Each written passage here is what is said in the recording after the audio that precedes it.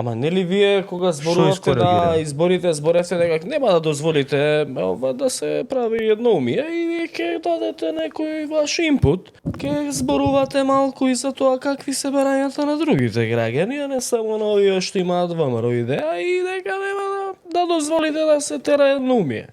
Чи за да кажеш ваква работа, прво треба да веруваш во ваква работа. Прво треба да се однесуваш. А ова е поданичко однесување. Ова е однесување на човек кој што нема свој размислување, на човек кој што нема свој интегритет, кој што нема своја идеја, е само послушник. Никогаш не може да биде лидер, никогаш не може да биде водач, нема своје ја. И така му кажале, и он вика ние мораме сега да го следиме тоа што ни го кажа. Ајде бе. Ќе го прочитам шо вика. А дали ни се допаѓа или не, ние сме должни да го следиме како партнер. Проектот на знам не беше солидарно зголемување, туку да се стават со најмногу оние со најниски ставки, а оние со највисоки пензии да добијат помалку и да се приклучат на концептот. Таквиот концепт не победи. Видовме дека трендот солидарно покачување не продолжи бидејќи парите губат својата вредност. А потреба е во секој дом да влезат поголеми пари. Сепак мора да се внимава и на стабилноста на пензискиот фонд. Да, како метеоролог ќе биде сончево, тивко, но стабилно, а може би до умерено облачно, со шанса за дожд.